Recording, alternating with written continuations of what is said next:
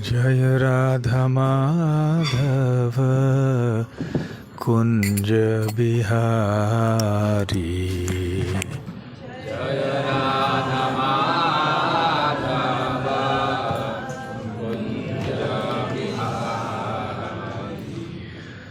जय राधा माधव कुंज बिहारी।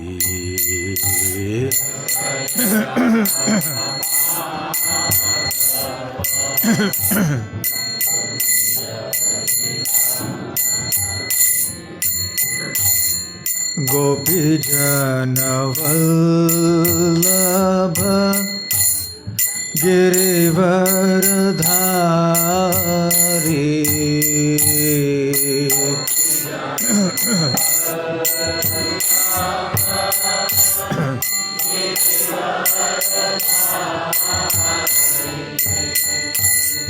गोपी जन वल्लभ गिरिवरधारी।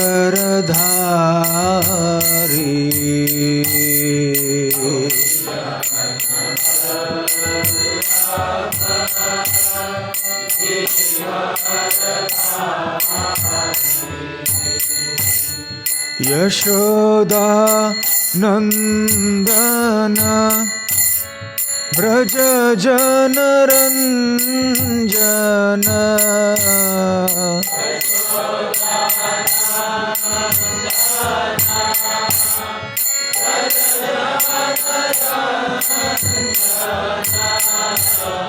यशोदा नंदन ब्रज जनरंजन।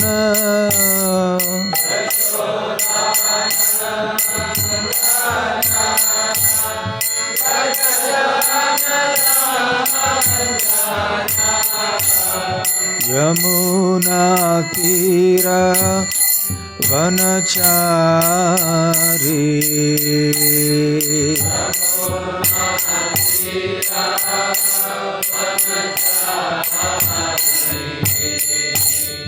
यमुना तीर वनचारी।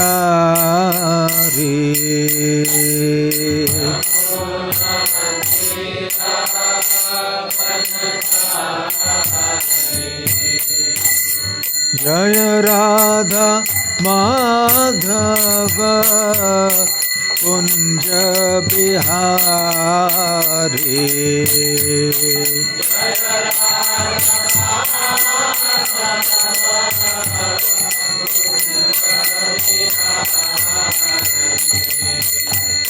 जय राधा माधव कुंज बिहारी।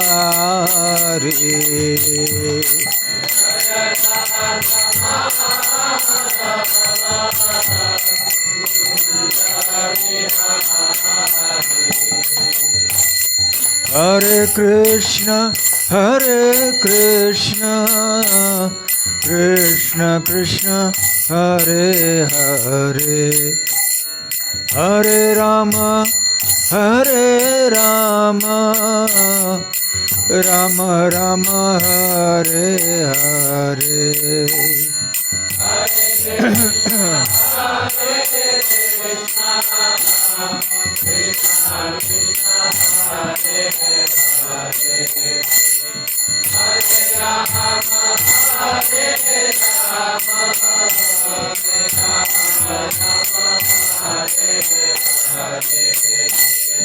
हरे Krishna Krishna Krishna Hare Hare.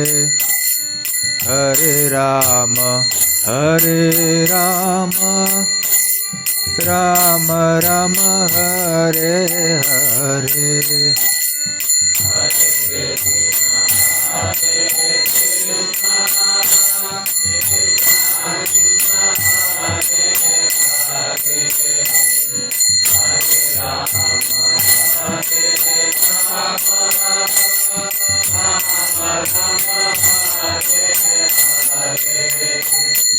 Hare Krishna Hare Krishna, Krishna Krishna, Hare Hare, Hare Rama, Hare Rama, Rama Rama, Hare Hare.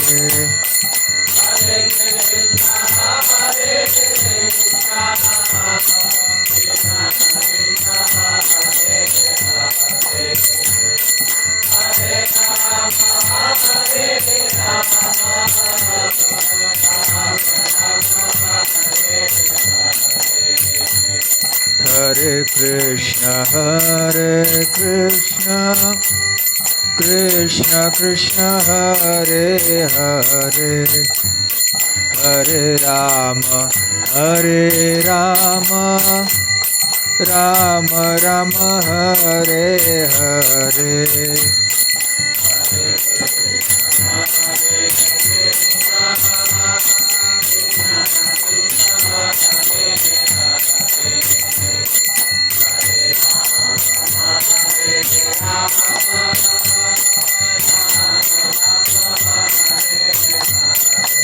Hare Krishna, Krishna Krishna, Hare Hare, Hare Rama, Rama Rama, Hare Hare.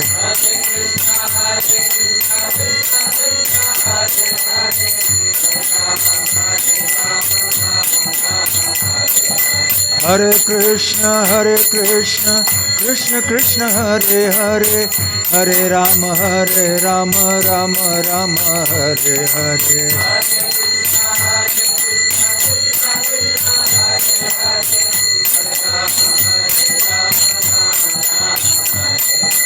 Hare Krishna, Krishna Krishna, Hare Hare, Hare Rama, Rama Rama, Hare Hare.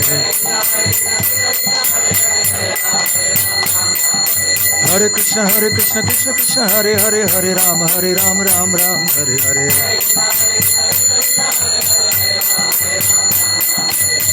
Hare Krishna,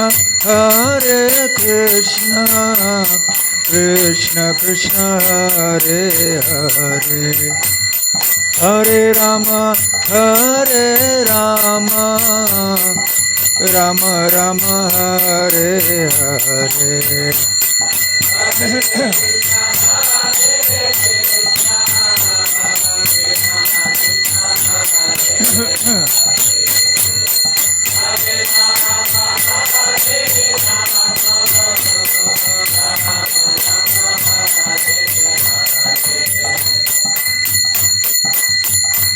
Jaya Radha Gokulananda, Radha Gokulananda Radhe.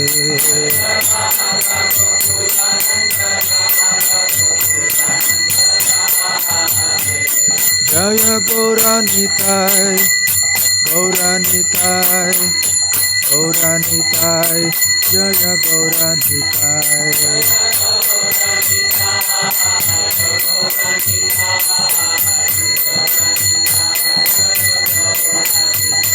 Jaya Jagannatha, Jagannatha, Baladeva Jaya Subhadra.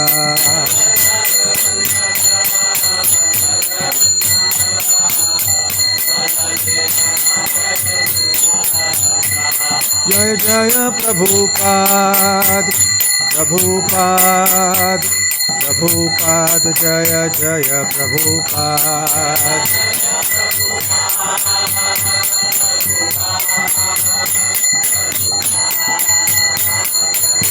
Nitai Gaura Hari Bol, Hari Bol, Hari Bol, Nitai Gaura Hari Bol.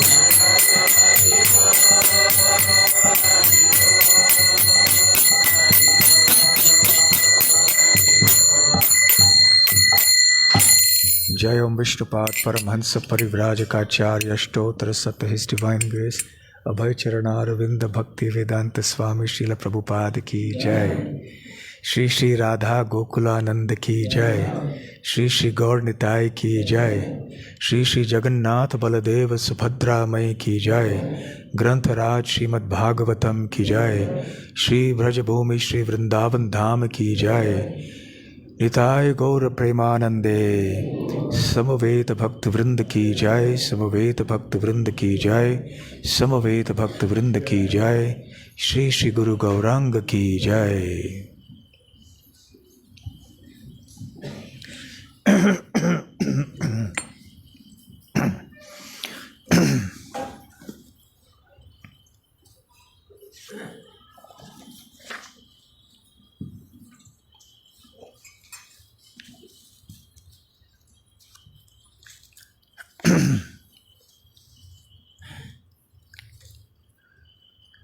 ओम नमो भगवते वासुदेवाय। ओम नमो भगवते वासुदेवाय।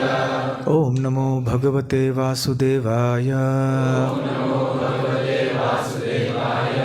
ओम नमो भगवते वासुदेवाय। ओम नमो भगवते वासुदेवाय। नारायणं नमस्कृत्य नरं चैव नरोत्तमं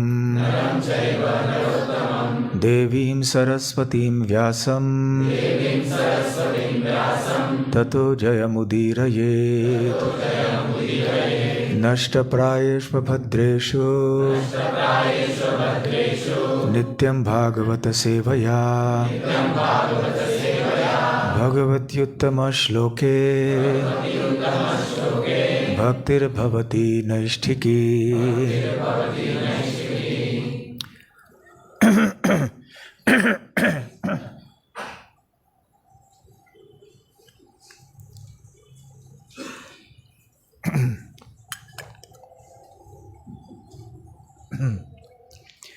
ग्रंथराज श्रीमद् भागवतम 10वां स्कंद 50वां अध्याय।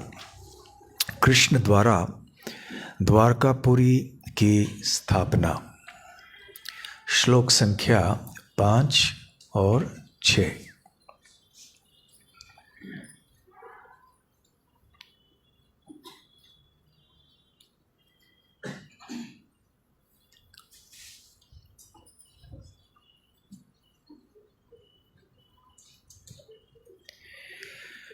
निरीक्ष्य तद्बलं कृष्ण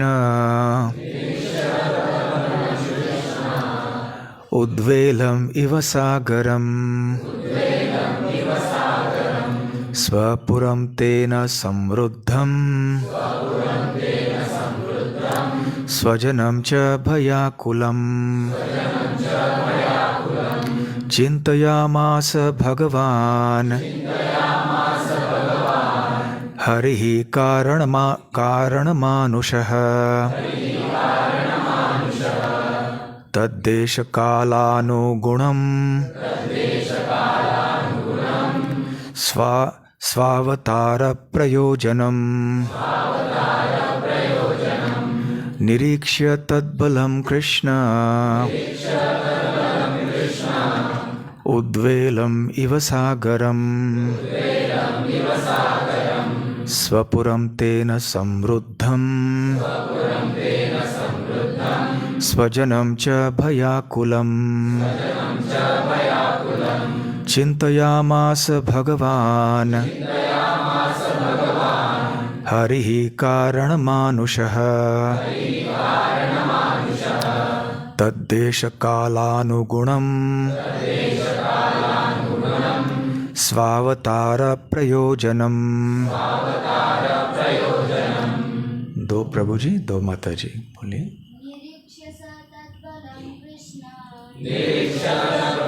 कृष्ण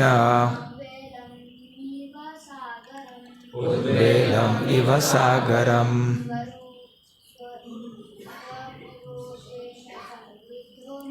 स्वपुरं तेन संवृद्धम् स्वजनं च भयाकुलम् चिन्तयामास भगवान् कारणमानुषः तद्देशकालानुगुणम्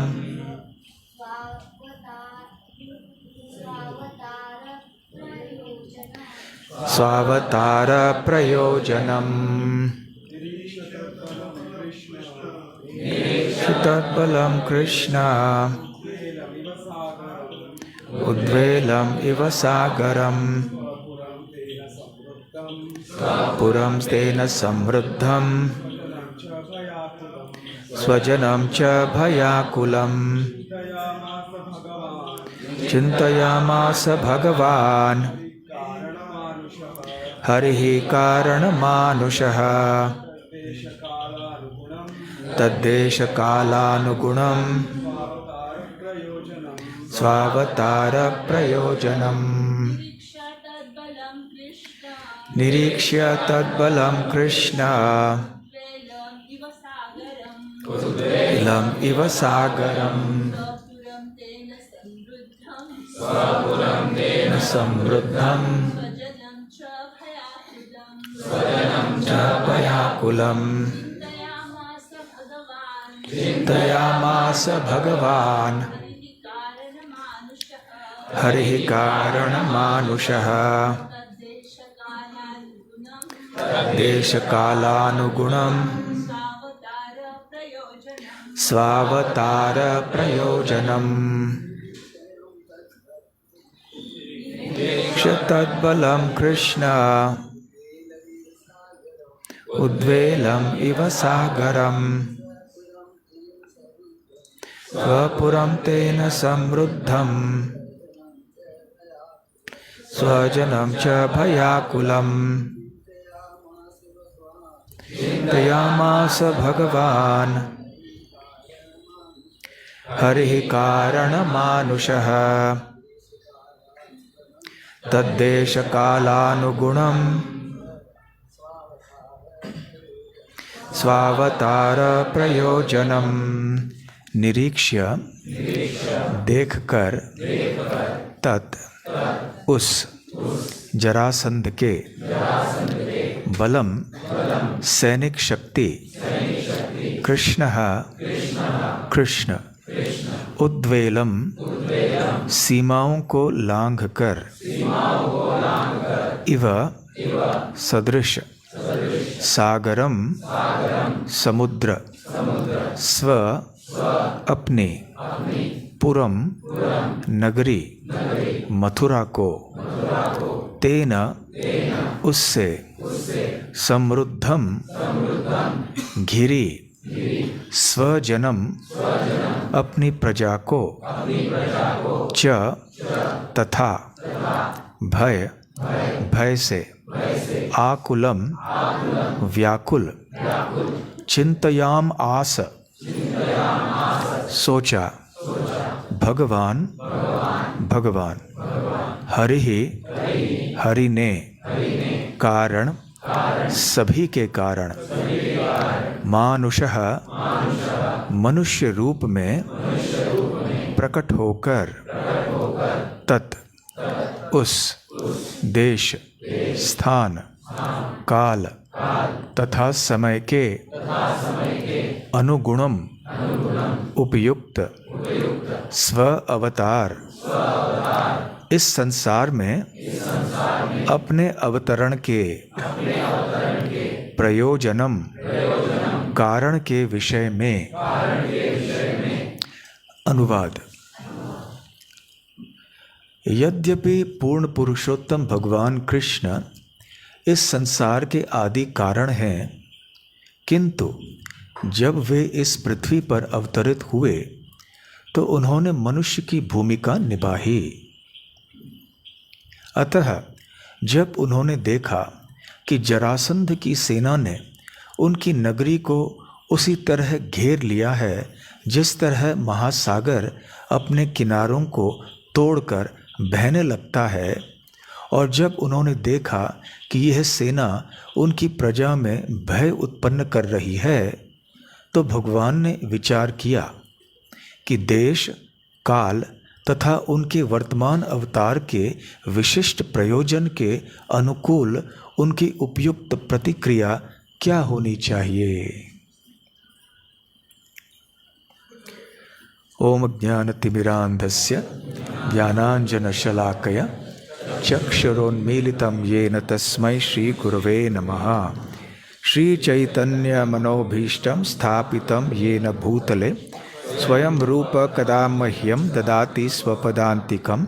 वन्देऽहं श्रीगुरुः श्रीयुतपदकमलं श्रीगुरून् वैष्णवांश्च श्रीरूपं साग्रजातं सहगणरघुनाथान्वितं तं सजीवं साद्वैतं सावधूतं परिजनसहितं कृष्णचैतन्यदेवं श्रीराधाकृष्णपादां सहगणललिता श्रीविशाखान्वितांश्च नमो ॐ विष्णुपादाय कृष्णप्रेष्ठाय भूतले श्रीमते भक्तिवेदांत स्वामिन्निति नामिने नमस्ते सारस्वते देवे गौरवाणी प्रचारिणे निर्विशेष शून्यवादी पाश्चात्य देशतारिणे वाञ्छाकल्पतरुभ्यश्च कृपा सिन्धुभ्य एव च पतितानां पावनेभ्यो वैष्णवेभ्यो नमो नमः।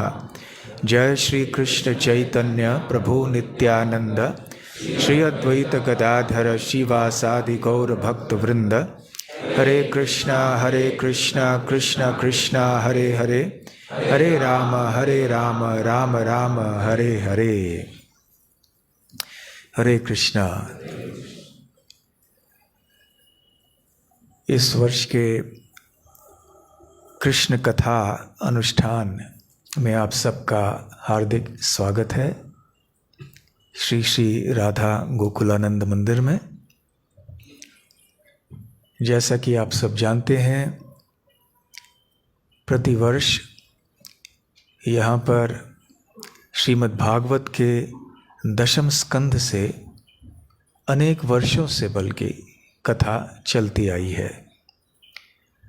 दशम स्कंध के प्रारंभ से अब हम लगभग पहुंच गए हैं 50वें अध्याय तक। तो आज तक इतने सालों में 49 अध्यायों की चर्चा हो चुकी है। इसके लिए अनेक वर्ष लगे हैं और प्रतिवर्ष बलराम जयंती के बाद वाले दिन से जन्माष्टमी तक ये कथाएं चलती हैं। तो क्योंकि एक साल बीत चुका है और एक साल की बात तो दूर रही, कल भी जो चर्चा हुई होती वो हम कभी भूल जाते हैं।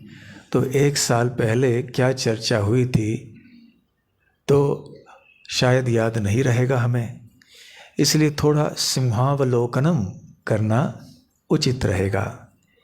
आपको याद होगा रविवार के दिन एक बार हम ये चर्चा कर रहे थे कि सिंहावलोकन का अर्थ क्या है, कि जिस प्रकार से एक सिंह चलता है बड़े आराम से, कभी जल्दबाजी में सिंह नहीं चलता है, तब दौड़ लगाता है केवल जब वो आक्रमण कर रहा होता है या किसी प्राणी के ऊपर प्रहार करने जा रहा होता है। अन्यथा सिंह आराम से चलता है।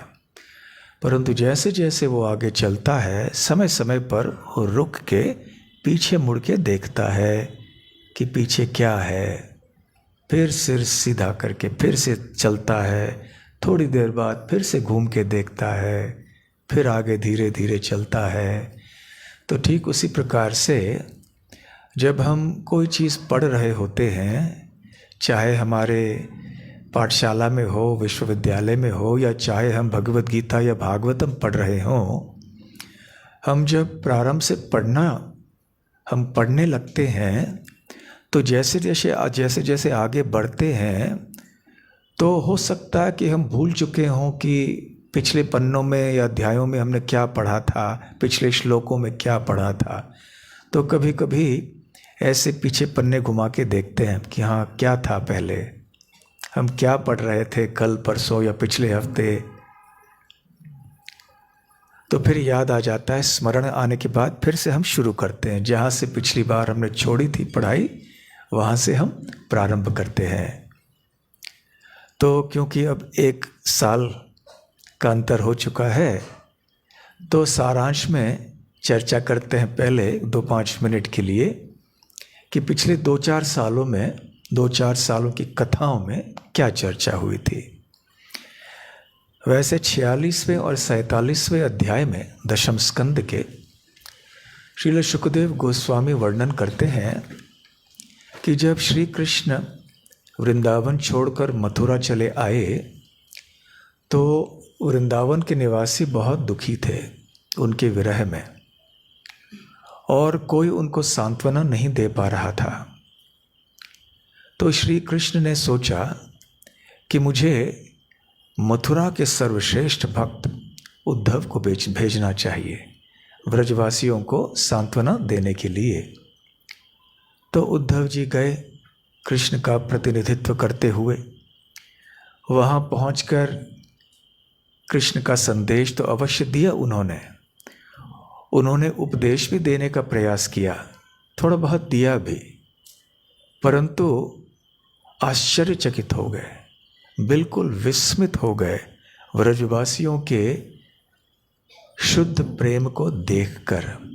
ऐसी भक्ति जो कि उद्धव जैसे श्रेष्ठ भक्त ने भी नहीं देखी थी।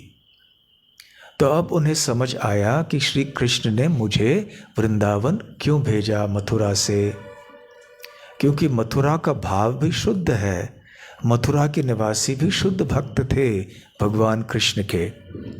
परंतु मथुरा के भक्तों के भाव में थोड़ा बहुत ऐश्वर्य का एक मिश्रण था, जो कि वृंदावन के भक्तों में नहीं होता है। वृंदावन के भक्तों का भाव श्री कृष्ण के प्रति बहुत मधुर होता है। दूसरे शब्दों में ऐश्वर्यहीन होने के कारण, केवल मधुरता से पूर्ण होने के कारण वृंदावन के जो भक्त हैं वो श्री कृष्ण की भगवत्ता की परवाह नहीं करते हैं। कभी कभी वो जानते हैं कि श्री कृष्ण भगवान है, कभी नहीं जानते हैं। चाहे वो जानते हो या नहीं जानते हो, वो परवाह नहीं करते। उनके जो प्रेम के मधुरता में कोई अंतर नहीं पड़ता है, जबकि मथुरा के निवासियों के प्रेम में फर्क पड़ जाता है। यहाँ तक कि देवकी और वसुदेव जैसे शुद्ध भक्तों के भाव में भी फर्क पड़ता है।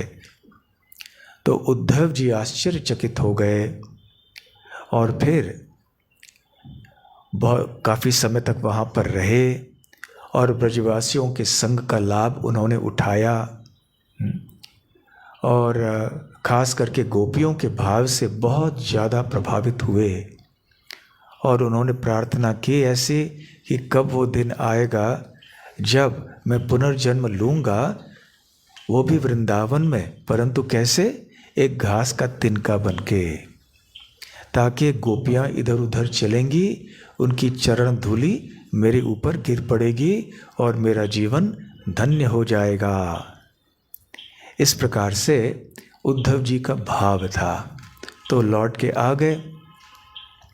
तो लौट कर फिर उन्होंने श्री कृष्ण को, श्री बलराम को, वासुदेव जी को और उग्रसेन महाराज को खबर दी कि वास्तव में क्या देखा, क्या सुना उन्होंने वृंदावन में।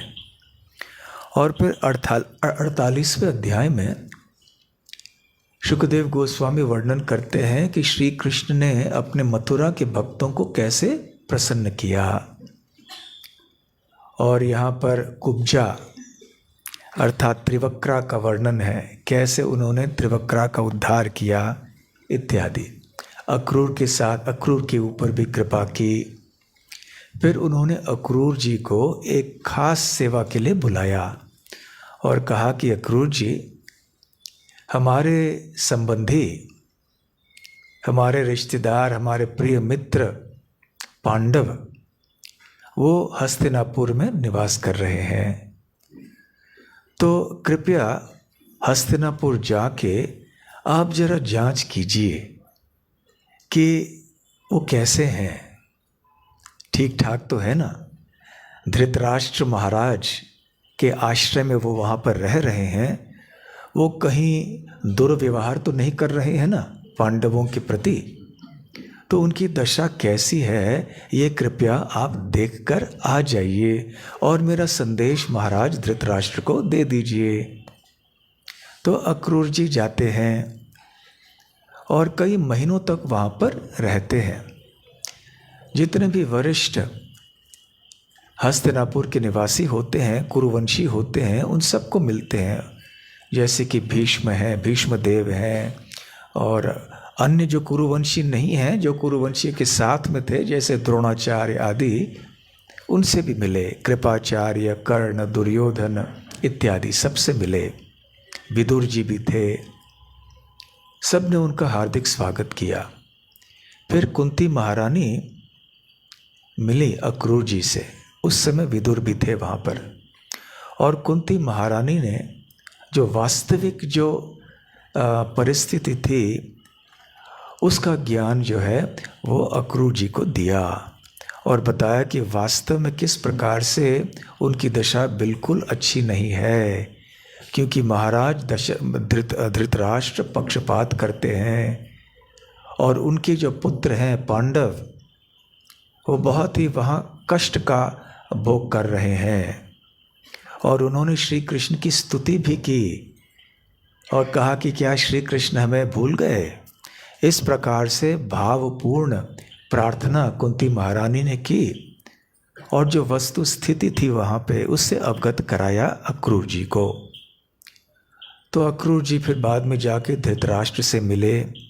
उन्होंने कृष्ण और बलराम का जो पत्र था, जो चिट्ठी थी उनकी, वो दे दी, उनको पढ़ी और बताया कि धृतराष्ट्र महाराज धन्य हो आपका, और मैं अभी कृष्ण बलराम से संदेश लेकर आया हूँ और आपसे एक ही निवेदन है कि आप समत्व का भाव रखिए पांडवों के और कौरवों के बीच में।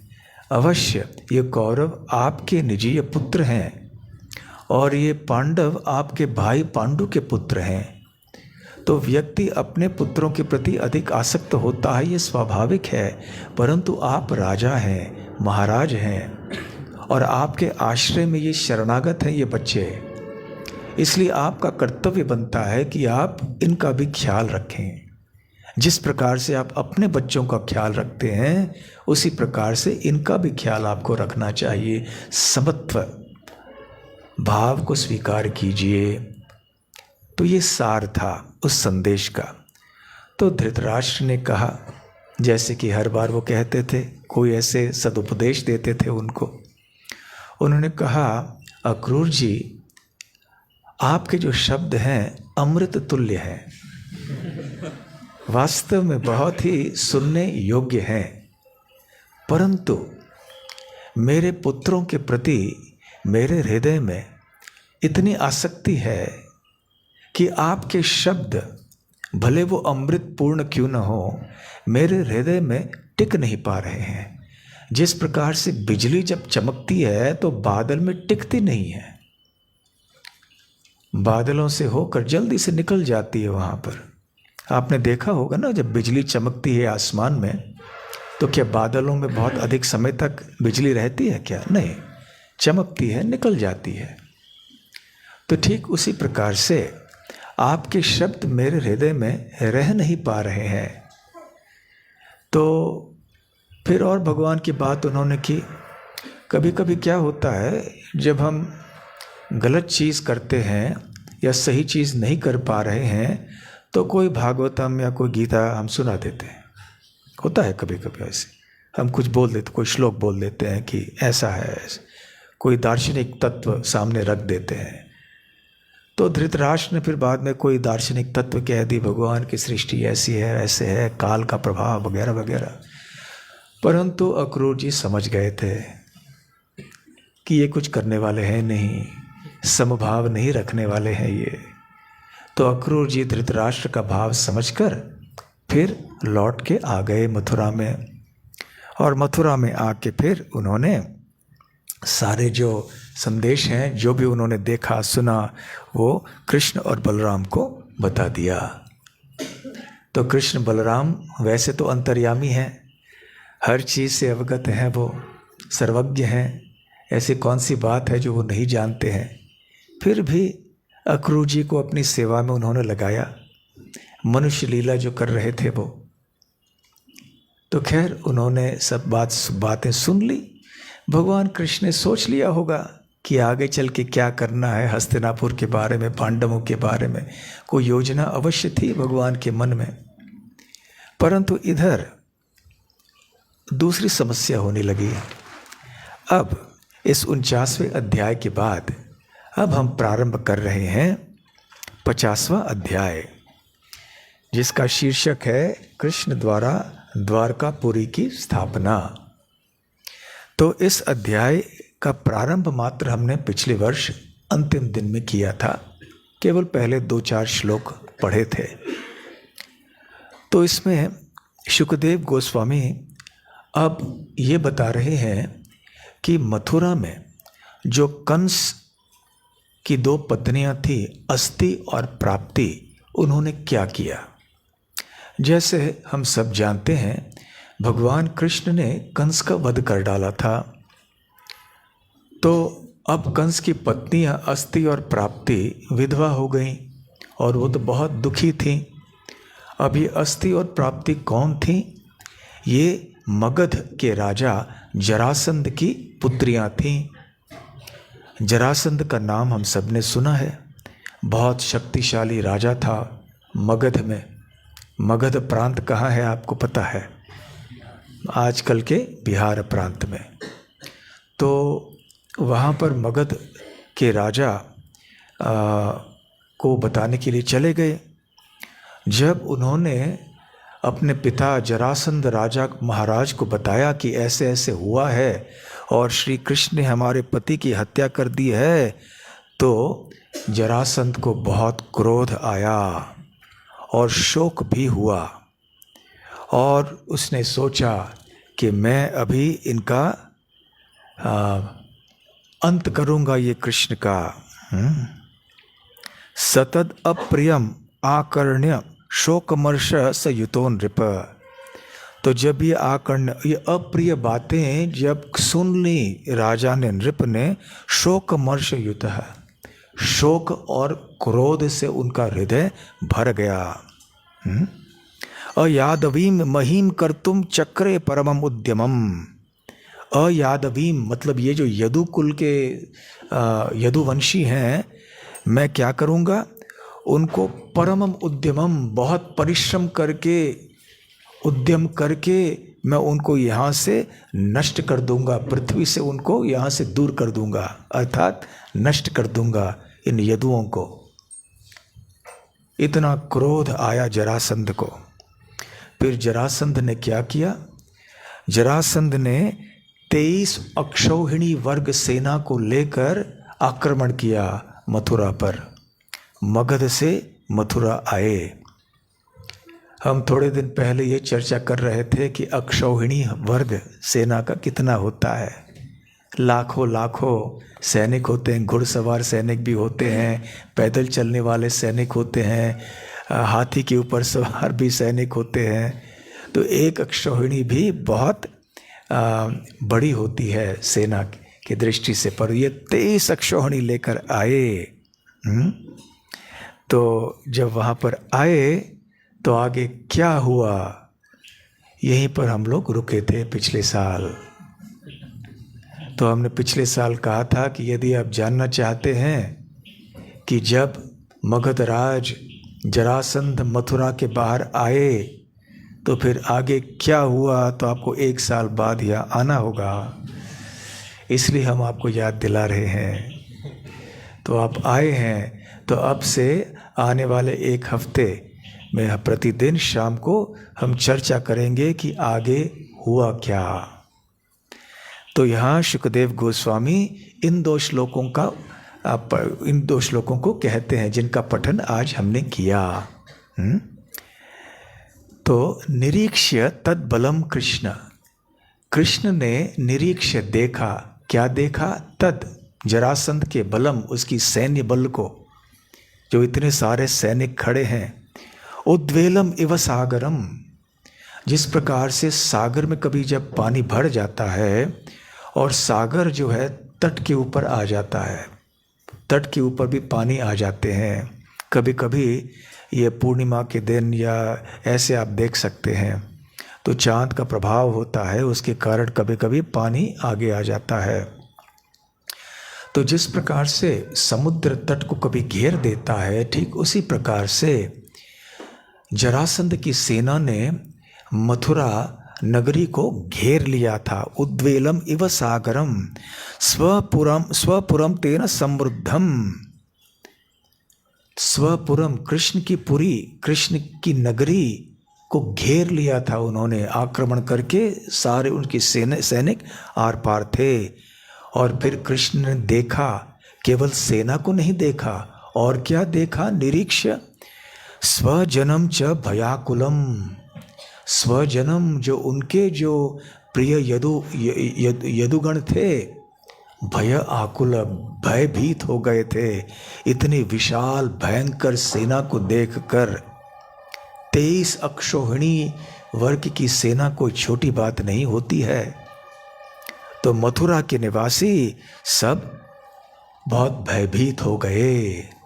और उसके बाद भगवान ने क्या किया? चिंतयाम आस भगवान। तो भगवान ने चिंतयाम आस, सोचना चिंतन करना शुरू कर दिया। तो भगवान को चिंता करने की क्या आवश्यकता है, या सोचने की क्या आवश्यकता है कि मैं इस समस्या का समाधान कैसे करूँगा? हमारे जीवन में सुबह से रात तक समस्याएं आती रहती हैं। कभी छोटी समस्याएं, कभी बड़ी समस्याएं। शायद ही एक दिन भी बीतता होगा जब कोई ना कोई छोटी बड़ी समस्या जीवन में नहीं आती है। हम सही कह रहे हैं? सत्य बोलिए। हाँ, ठीक। कोई ना कोई समस्या आती रहती है। कभी कुछ पेट में दर्द है, कभी कुछ है, कभी कुछ है, कभी जा रहे हैं, कभी कोई ना कोई समस्या छोटी बड़ी। कोई कुछ कह देता, हमको अच्छा नहीं लगता। तो हम लोग जब कठिनाई में आते हैं, या हम जब चिढ़ जाते हैं या कुछ होता है, तो हमें बहुत सोचना पड़ता है कि इस समस्या का हल कैसे निकालेंगे, क्या करना चाहिए।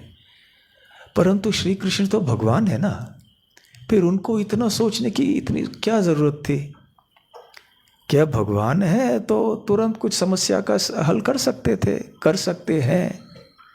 परंतु हरि ही कारण मानुषः, भगवान कृष्ण हरि हैं, कारण। प्रभुपाद जी यहाँ आगे प्रभुपाद जी का तात्पर्य तो नहीं है, परंतु दूसरे जगह भी प्रभुपाद कहते हैं कि श्री कृष्ण समस्त कारणों के कारण है, सर्व कारण कारणम। तो हरि ही कारण। यद्यपि भगवान श्री कृष्ण श्री हरि समस्त चीज़ों के कारणों के कारण हैं, फिर भी अब मानुष है, एक मनुष्य रूप में वो यहाँ पर प्रकट हुए थे। वो मनुष्य नहीं है, दिखने में मनुष्य जैसे लग रहे थे। ये समझना बहुत आवश्यक है। आपको याद होगा कल बलराम जयंती के शाम को हम एक श्लोक श्रीमद् भागवत सबसे बता रहे थे। अति मर्त्यानि भगवान गूढ़ कपट मानुष है। तो भगवान जो है अति मर्त्यानि, मर्त्य अर्थात जो मनुष्य होते हैं, जो मर्त्य लोक या पृथ्वी लोक में रहते हैं, और जो अति मर्त्य है, जो पृथ्वी लोक के रहने वाले जो मनुष्य हैं, उनसे कहीं बढ़कर। तो भगवान श्री कृष्ण के कार्य मनुष्यों की तरह नहीं होते हैं। उनकी क्षमता, उनका सामर्थ्य अपार है, इसलिए उनके कार्यों को अति मर्त्यानि कहा गया है। तो ऐसे अद्भुत अमानवीय कार्य करने वाले भगवान वो क्या करते हैं? गूढ़ है, वो अपने आप को ढक लेते हैं। कैसे ढक लेते हैं? कपट मानुष, अपने आप को एक साधारण मनुष्य की तरह समाज के सामने प्रस्तुत करते हैं। तो क्या इसका मतलब है कि जब श्री कृष्ण लगभग 5000 वर्ष पूर्व प्रकट हुए थे यहाँ पे, तो वो क्या उनका कोई दूसरा रूप था? नहीं, वही रूप है श्री कृष्ण का, नित्य रूप है। जिस रूप में श्री कृष्ण सदैव गोलोक वृंदावन में आध्यात्मिक जगत में निवास करते हैं, उसी रूप में भगवान श्री कृष्ण यहाँ पर आए हैं। और ये भगवत गीता का भी स्पष्ट निष्कर्ष है। परंतु जब वो इस रूप में आते हैं, जो अल्पज्ञ होते हैं, जो श्री कृष्ण को नहीं जानते हैं, भगवत तत्व से परिचित नहीं होते हैं, वो सोचते हैं अरे ये तो मनुष्य है, ऐसा नहीं है कि श्री कृष्ण मनुष्यों की तरह दिखते हैं इसलिए वो भी मनुष्य हैं। नहीं, हम कृष्ण की तरह दिखते हैं क्योंकि हमारी भी एक नाक है, दो कान है, दो हाथ हैं, दो आंखें हैं। इस तरह से हमारा रूप भगवान के पीछे बनाया गया है, न कि भगवान का रूप हमारे पीछे। कई ऐसे दार्शनिक होते हैं जो कहते हैं कि ये भगवान नहीं है, मनुष्य ने केवल बनाया है, ये काल्पनिक चीज़ें हैं। क्योंकि हम लोग इस प्रकार, हमारी आकृति इस प्रकार की होती है तो हमने भी मनुष्य का रूप ऐसे बना, भगवान का रूप ऐसे बना दिया है। परंतु ऐसे नहीं है। भगवान का रूप सनातन है, नित्य है, सच्चिदानंद विग्रह, आध्यात्मिक शरीर है उनका। फिर भी दिखने में वो एक साधारण मनुष्य की तरह दिखते हैं। भगवान श्री कृष्ण गोलोक वृंदावन में रहते हुए कितने लंबे हैं, क्या है। यदि वो कृष्ण सीधे वैसे के वैसे आ जाते तो फिर हम देख भी नहीं पाते उनको। इसलिए जब वो यहाँ पर प्रकट होते हैं धरातल पर, तो अपने आप को इस तरह से प्रस्तुत करते हैं मानो कि वो अन्यों में मिलजुल जाते हैं, जैसे कि दूसरे एक मनुष्य की तरह ही हैं। तो जी वृंदावन बाल लीला करते समय वो भी रोते थे, वो भी जिद करते थे, वो भी डर जाते थे। उसी प्रकार से जब तरुण अवस्था में आए तो गोपियों के साथ में रमण करना शुरू किया। ये तो उनका नित्य कार्य है गोलोक वृंदावन में। तो कपट मानुष है, तो उनका व्यवहार इस प्रकार से होता था कि मानिए वो एक साधारण मनुष्य है। उनके रहन सहन से, बोल चाल से अनेकों को लगता था कि ये तो एक, ठीक है, मान सकते हैं कि असाधारण मनुष्य है, परंतु मनुष्य है। परंतु नहीं, अतिमर्त्यानि भगवान, ये भगवान है। तो इसी बात को यहाँ पर भी शुकदेव गोस्वामी कह रहे हैं, हरि ही कारण मानुषः। और क्योंकि वो एक मनुष्य की तरह बर्ताव कर रहे थे तो उन्होंने भी ऐसे व्यवहार किया कि अरे अभी इतनी बड़ी समस्या आ गई, आपत्ति आ गई, इतनी बड़ी सेना जरासंध की आ गई, अब क्या करना चाहिए, क्या मार्ग निकालें इसके लिए, कैसे समस्या का हल निकालें। और किस तरह का हल निकालना चाहते थे भगवान कृष्ण? तद देश काल स्व अवतार प्रयोजनम अनुगुणम, जो तीन चीज़ों से मिलते जुलते हो, जो तीन चीज़ों के अनुसार हो। पहला देश मतलब स्थान, दूसरा है काल अर्थात समय, और तीसरा है स्व अवतार प्रयोजनम। मतलब श्री कृष्ण सोच रहे हैं कि मुझे ऐसे उपाय निकालना है जो कि अब इस समय जो परिस्थिति है उसके अनुसार है। हम लोग मथुरा में हैं, मेरी प्रजा, मेरे प्रिय यदुवंशी यहाँ सब मथुरा के अंदर हैं, उनके जान में खतरा है, और यह बाहर इतनी बड़ी सेना है, तो ये मुझे विचार करना चाहिए। और साथ साथ मैंने अवतार यहाँ क्यों लिया है, स्व अवतार प्रयोजनम। तो इन तीन चीज़ों के बारे में सोचकर मुझे कोई उपाय ढूंढ निकालना चाहिए। तो ऐसे शुकदेव गोस्वामी कहते हैं कि वो सोच रहे थे भगवान कृष्ण। अब आचार्यों ने वैसे कहा है कि श्री कृष्ण को कोई चिंता करने की आवश्यकता नहीं है, परंतु जब श्री कृष्ण कोई भी इस प्रकार का कार्य करते हैं धरातल पे आके, तो हम उसे लीला कहते हैं। जो भी कार्य श्री कृष्ण करते हैं वो लीला होती है। तो लीला शब्द का तात्पर्य क्या है? हम जो कार्य करते हैं उसे लीला क्यों नहीं कहते हैं? केवल कृष्ण जो कार्य करते हैं उसे लीला क्यों कहते हैं? क्योंकि हमारे कार्य तीन गुणों के अधीन होते हैं। हमारे कार्यों में भौतिक कल्मशों का प्रदूषण होता है। हमारे कार्य शुद्ध नहीं होते हैं।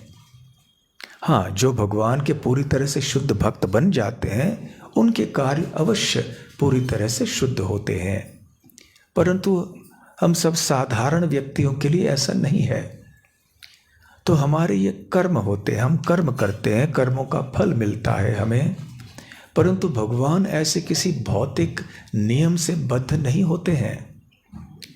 तो वो बिल्कुल परम है, परम अर्थात भौतिक सृष्टि से परे हैं। ये भौतिक गुणों सत्व रजस तमस के अधीन नहीं हैं। तनिक भी कोई भौतिक कल्मश उनके कार्यों में, उनकी चेतना में आदि नहीं है। इसलिए भगवान जो भी कार्य करते हैं वो लीला है। कभी कभी भक्तों को भी ऐसे लगता है, प्रभुपाद जी एक जगह कहते हैं कि केवल रास लीला ही लीला है। नहीं, भगवान के जितने कार्य हैं वो सारे के सारे लीलाएं हैं। गोवर्धन उठाना भी श्री कृष्ण की लीला है। सृष्टि का सृजन करना, पालन करना और संहार करना, ये भी लीला है भगवान की। तो कभी कभी भगवान पृथ्वी पे आके मनुष्यों के बीच में रह के मनुष्यों की तरह व्यवहार करके लीला करते हैं। और कभी कभी वो क्षीरोदकशाय विष्णु, गर्भोदकशाय विष्णु, महाविष्णु ऐसे अपने रूपों में रह के सृष्टि के सृजन पालन संहार का कार्य संभालते हैं। तो जो भी हो, ये सारी चीज़ें भगवान की लीलाएं हैं। और एक जगह प्रभुपाद जी कहते हैं कि जब श्री कृष्ण सोचते हैं कि मैं एक ग्वाल बाल हूँ, ये भी एक लीला है। क्योंकि श्री कृष्ण कौन है? क्या है कोई साधारण ग्वाल बाल है? वो तो परम सत्य है, सर्व कारण कारणम है। फिर भी वो गाय चराना पसंद करते हैं। उन्होंने ये अपने लिए एक नित्य भूमिका स्वीकार कर ली है कि अनादि काल से वो गायों को चराते आए हैं, अनंत काल तक वो करते रहेंगे, कोई सीमा नहीं है काल में, स्थान में। तो भगवान श्री कृष्ण का ये कार्य है सनातन। तो जब वो अपने बारे में इस प्रकार से सोचते हैं कि मैं एक ग्वाल बाल हूँ, मैं गोपाल हूँ, ये लीला है। जब वृंदावन में श्री कृष्ण रहते हैं तो वो ये नहीं सोचते हैं कि मैं भगवान हूँ, वो ये सोचते हैं मैं ग्वाल बाल हूँ, गाय चराना मेरा काम है, गोपियों के साथ में रास लीला करना मेरा काम है, माता यशोदा नंद बाबा को आनंद देना मेरा काम है। तो इस प्रकार से भगवान की लीलाएं अवश्य होती हैं। तो भगवान की लीलाओं को समझना बहुत ही कठिन है। साधारण व्यक्ति तो समझ ही नहीं सकते। शुद्ध भक्तों के लिए भी कृष्ण की लीला समझना बहुत मुश्किल है। इसलिए कुंती महारानी, जो कि श्री कृष्ण की शुद्ध भक्त अवश्य हैं, वो भी प्रार्थना करती हैं श्रीमद् भागवत में, न वेद कश्चित भगवन् चिकीर्षितम तवेह मानस्य नृणाम विडम्बनम न यस्य कश्चित दयितोस्ति कर्हिचित् द्वेष्यश्च यस्मिन् विषमामति नृणाम।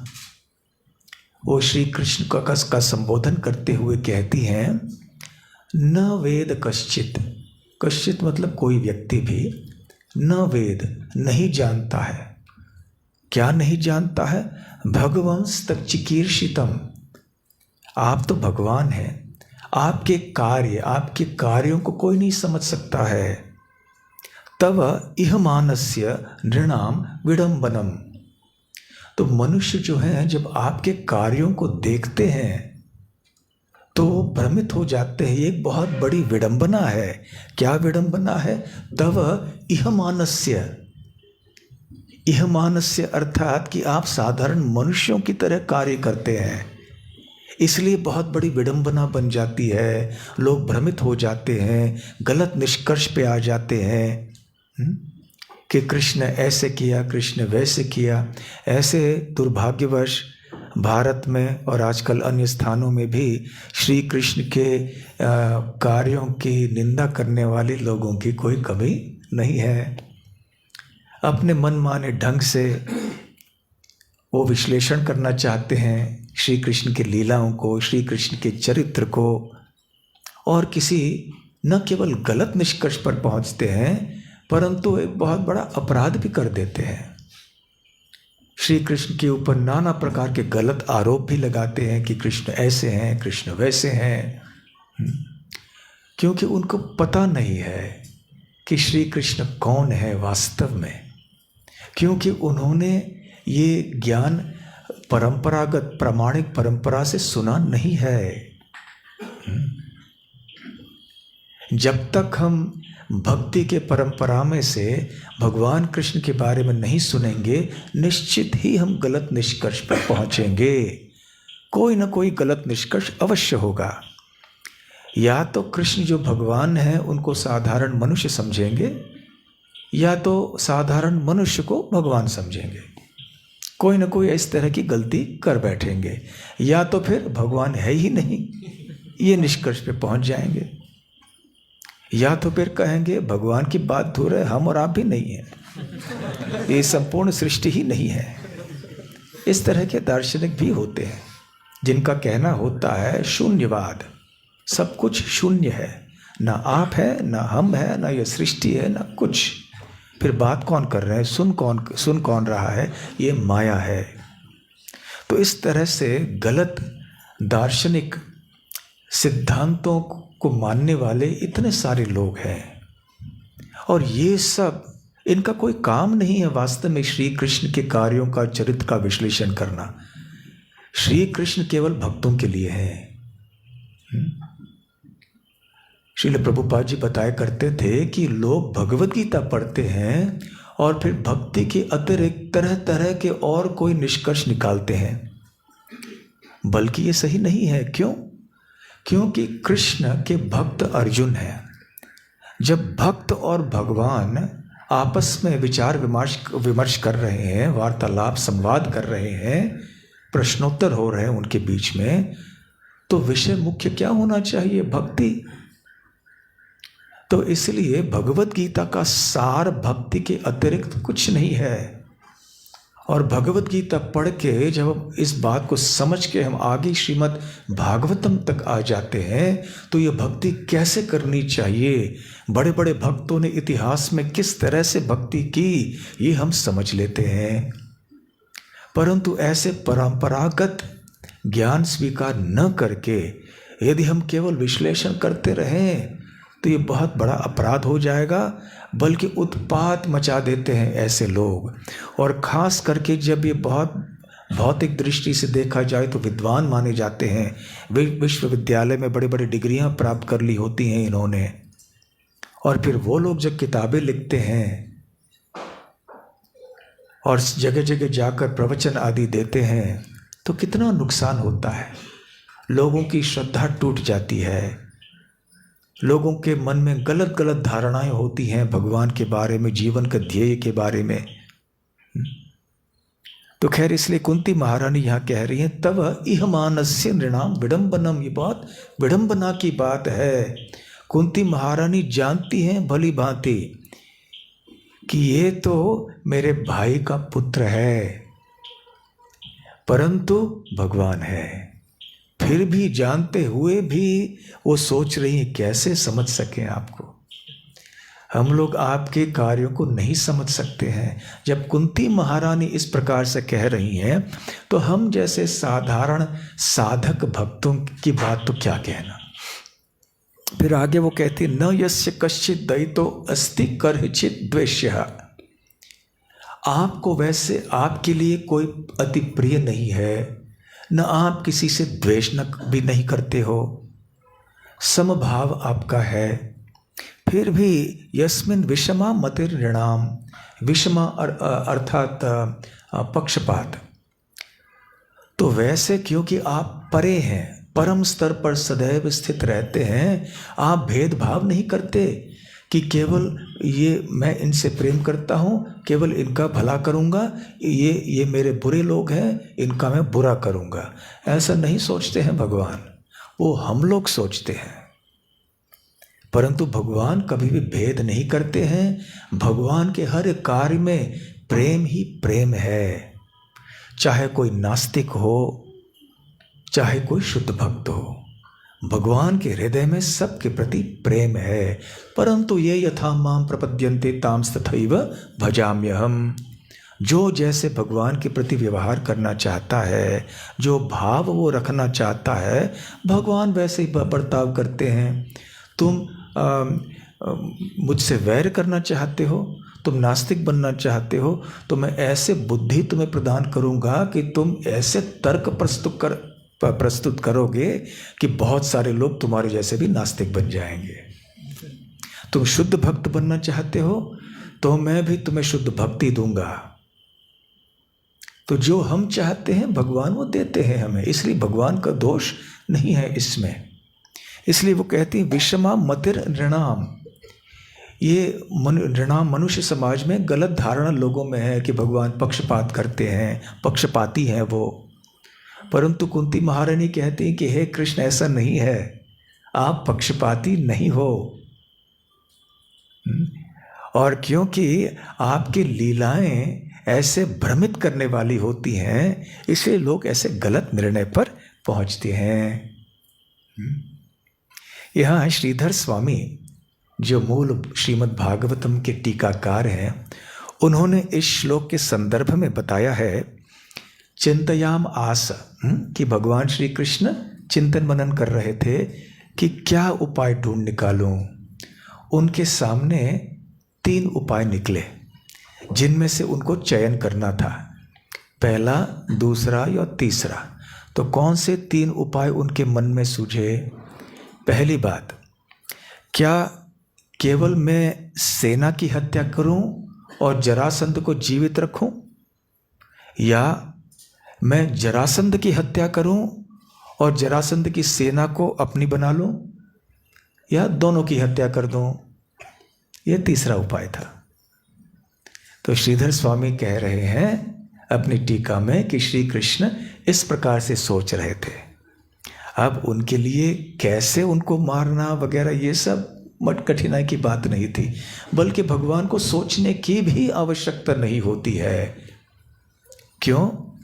क्योंकि भगवान की शक्तियां हैं। परस्य परास्य शक्तिर्विविधैव श्रूयते स्वाभाविकी ज्ञान बल क्रिया च।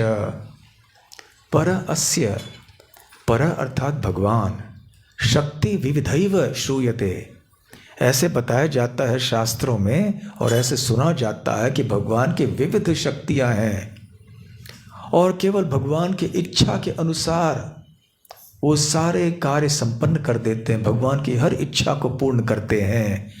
भगवान को कोई उद्यम नहीं करना पड़ता।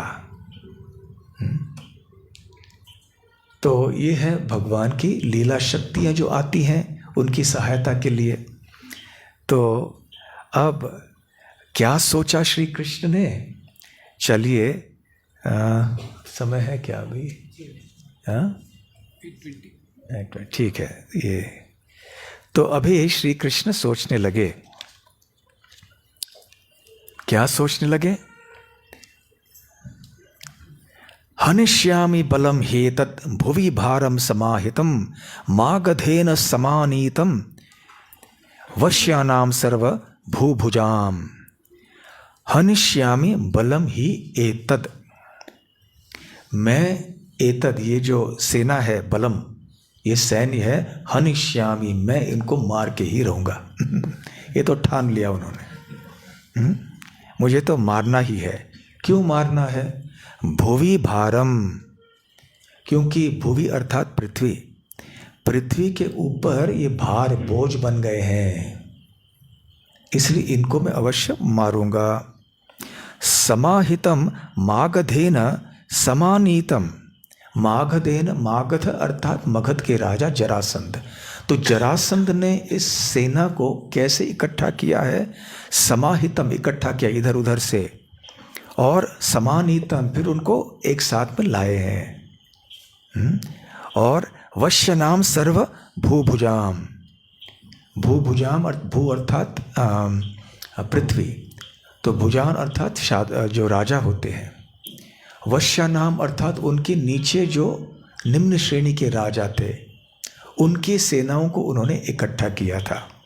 तो ये मन में प्रश्न हो सकता है जब इस तरह के वर्णन आते हैं ना, कि कुरुक्षेत्र में युद्ध में पांडवों के इतने अक्षौहिणी वर्ग थे, कौरवों के इतने थे, और हम परशुराम जी के बारे में सुन रहे थे, तो कार्तवीर अर्जुन के इतने सारे अक्षौहिणी वर्ग थे, इतने आए कहाँ से?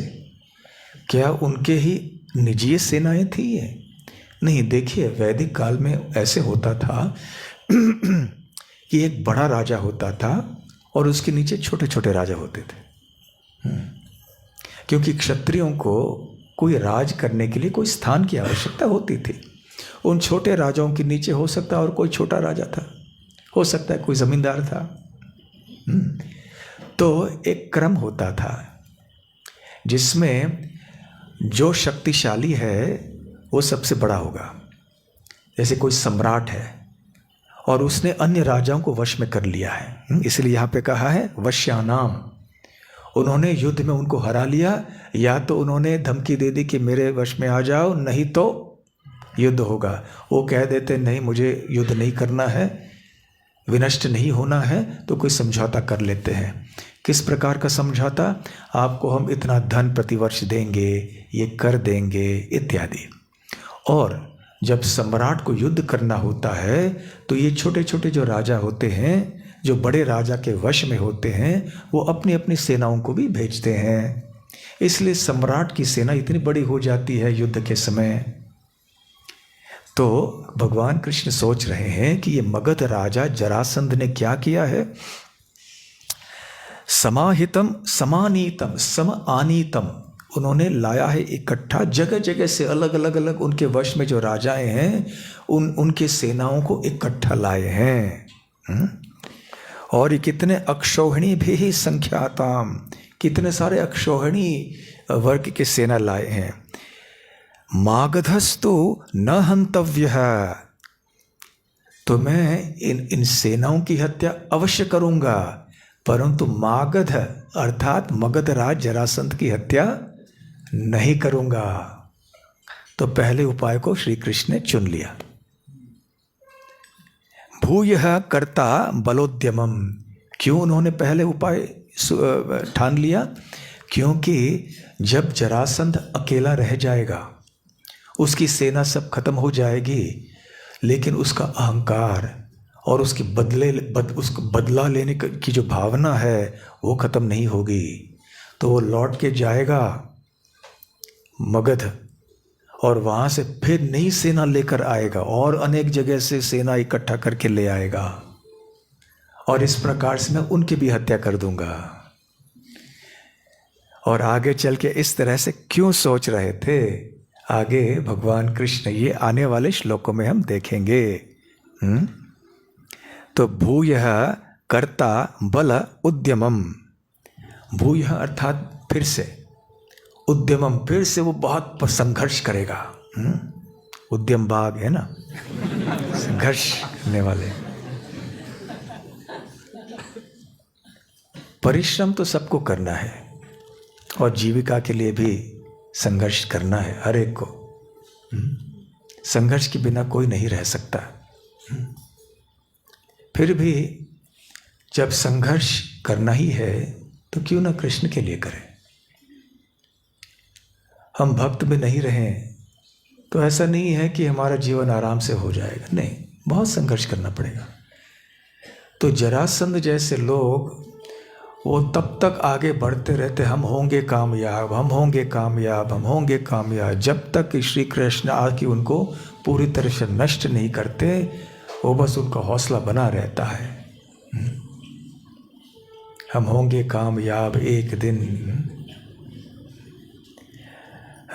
तो यहाँ पर श्री कृष्ण के देखिए विचार कैसे था। तो जैसे, और यही जो चीज़ थी, यही जो उपाय था, श्री कृष्ण ने कुरुक्षेत्र के युद्ध में भी ठान लिया था।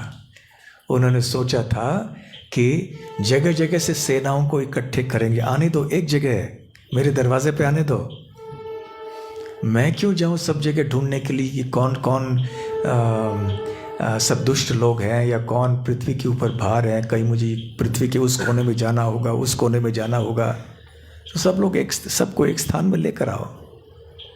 तो सारी सेनाएं जब एक स्थान पे आ गई तो उस एक स्थान में भगवान ने उनकी हत्या कर ली।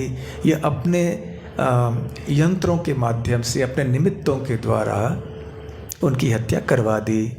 हाँ, जितने भी सैनिक थे उस युद्ध भूमि में सबका उद्धार हो गया, क्योंकि श्री कृष्ण के के दृष्टिपात का लाभ उनको मिल गया। श्री कृष्ण के सानिध्य में उन्होंने अपने प्राण त्याग दिए तो उनका उद्धार भी हो गया। इस प्रकार से जब श्री कृष्ण सेनाओं की हत्या करते हैं तो उनका उद्धार भी करते हैं, क्योंकि श्री कृष्ण परम है तो उनके किसी की हत्या करने में और किसी को और आशीर्वाद देने में कोई अंतर नहीं है। दोनों उपायों में वो भला ही करते हैं। तो विनाशाय च दुष्कृताम। और आगे चल के श्री कृष्ण अब ये सोचने वाले हैं कि मैंने अवतार क्यों लिया है। आपको याद होगा उन्होंने क्या कहा था, स्व अवतार प्रयोजनम। तो आगे चल के वो सोचने वाले हैं कि मैं यहाँ पे क्यों आया हूँ। मैंने अवतार तो लिया है, परंतु अवतार लेने के पीछे क्या उद्देश्य था मेरा, और अन्य मेरे जितने अवतार होते हैं वो किस उद्देश्य से आते हैं। ये सब सोच रहे हैं श्री कृष्ण जब देख रहे हैं कि जरासंध की सेना खड़ी है सामने और पीछे मथुरा के निवासी भयभीत हैं। तो आगे क्या सोचते हैं श्री कृष्ण अपने अवतार के उद्देश्य के बारे में, और आगे चल के वो किस तरह से युद्ध करते हैं, इसका रहस्य का खुलासा यदि आपको होना है तो आप कल शाम को ठीक 7 बजे अवश्य आइए। ग्रंथराज श्रीमद् भागवतम की जय। तो अभी थोड़ी सूचनाएं होंगी, सूचनाओं के बाद भजन होगा, भजन के साथ साथ चित्र भी आपको आप देख पाएंगे, तो कृपया रहिए।